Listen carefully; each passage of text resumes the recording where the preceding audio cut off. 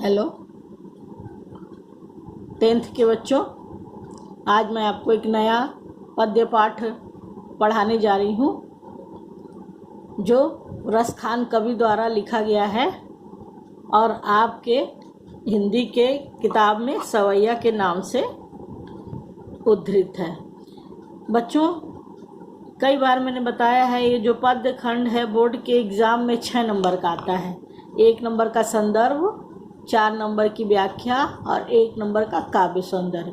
और आप सब कुछ सही लिख देते तो बच्चों 5 नंबर तो आपको अच्छे से मिल ही जाते हैं। और ये इतना कठिन भी नहीं है, आप इसको ध्यान से सुनेंगे तो ये आपको जैसे शब्द हैं अर्थ वैसा ही निकल के आता है। अपने मन से कुछ आपको लिखना ही नहीं है, जैसे शब्द रखे हैं वैसे ही आपको इसके अर्थ भी लिख देने हैं। मैं इसका वाचन करूँगी।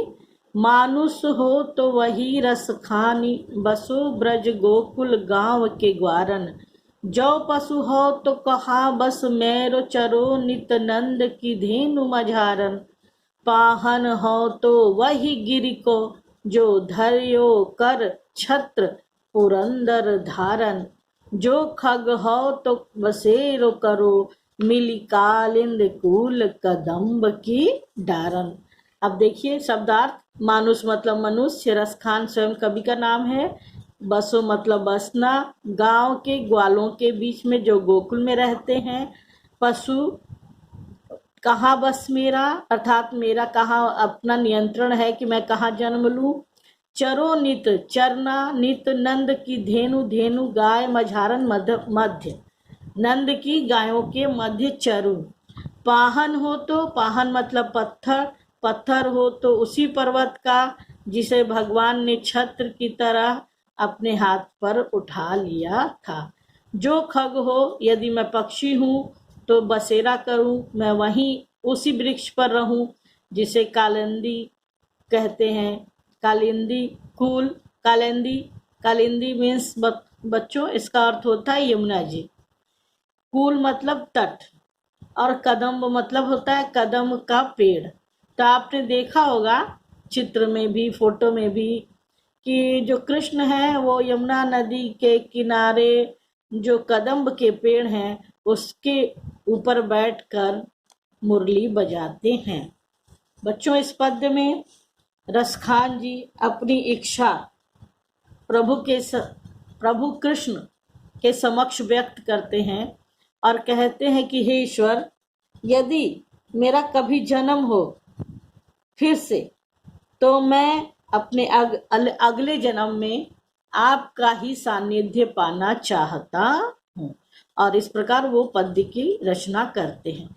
तो बच्चों, इसका संदर्भ होगा कि प्रस्तुत पद्य खंड हमारी पाठ्य पुस्तक काव्य खंड के सवैया शीर्षक से उद्धृत है और इसके रचयिता सुविख्यात कवि रसखान जी हैं।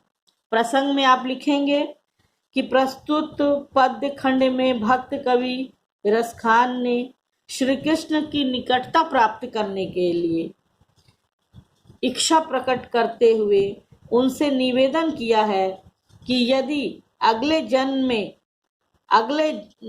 जन्म उनका जब भी हो तो वो श्री कृष्ण के सामीप्य को प्राप्त करें।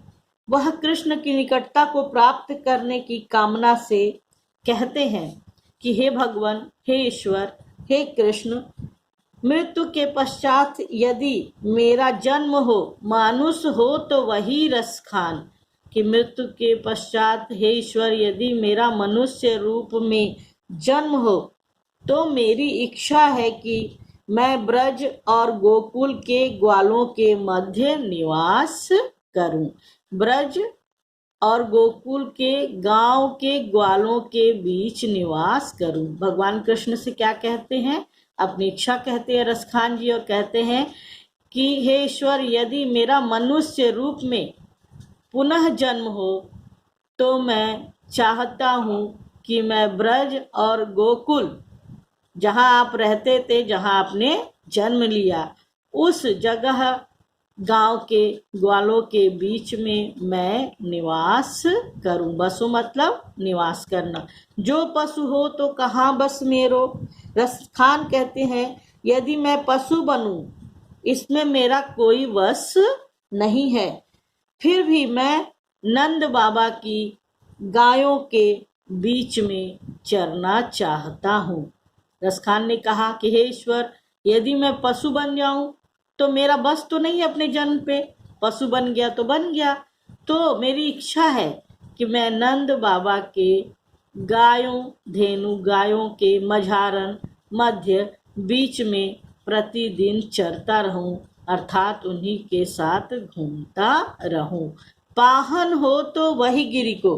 हे ईश्वर, कहीं मैं पत्थर बन जाऊं, यदि मैं पत्थर बन जाऊं, पाहन बन जाऊं, तो उसी गोवर्धन पर्वत, गिरी मतलब पर्वत, इस पर्वत का नाम क्या है? गोवर्धन पर्वत।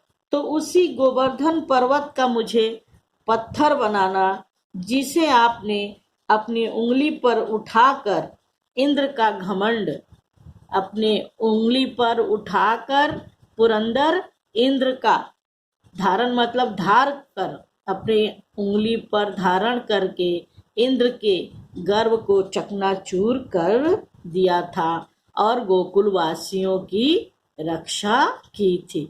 जो खग हो, जो यदि मैं पक्षी बनूं, यदि मैं पक्षी बन जाऊं, तो उसी कदम्ब के वृक्ष पर मैं निवास करूं, जो यमुना नदी के तट पर विराजमान है। जो मैं कदम्ब के वृक्ष, जो मैं पक्षी बनूं, तो उसी कदम्ब के वृक्ष पर मेरा बसेरा हो, जो यमुना के किनारे हैं, जिसके नीचे श्री कृष्ण राज रचाया करते थे, अर्थात हर रूप में जो रसखान हैं वो कृष्ण के समीप ही रहना चाहते हैं।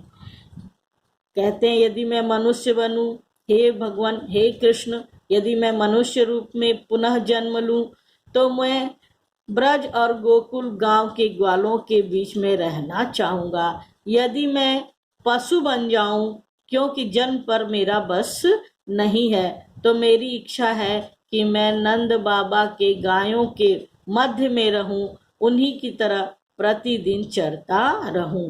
यदि मैं पत्थर हूं, तो उसी गोवर्धन पर्वत का पत्थर मुझे बनाना, जिसे आपने अपनी उंगली पर धारण करके इंद्र के गर्व को चूर चूर करके गोकुल वासियों की अत्यधिक वर्षा से उनकी रक्षा की थी। और हे ईश्वर, यदि मैं पक्षी बनूं, तो मैं उसी काले कदम्ब के वृक्ष पर निवास करूं, जो यमुना के तट पे, यमुना के तट के किनारे पे, यमुना के किनारे पर है, और जिस यमुना के तट पर भगवान कृष्ण गोपियों के साथ रास रचाते हैं।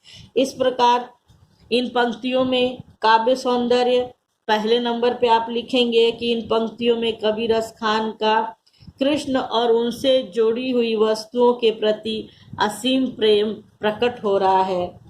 भाषा ब्रज है, शैली मुक्तक है, और इसमें शांत रस है।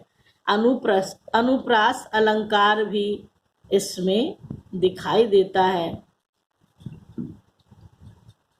इस प्रकार बच्चों, ये आपका एक पद पूरा होता है और इसके पश्चात आपको दूसरे पद को पढ़ाया जाएगा।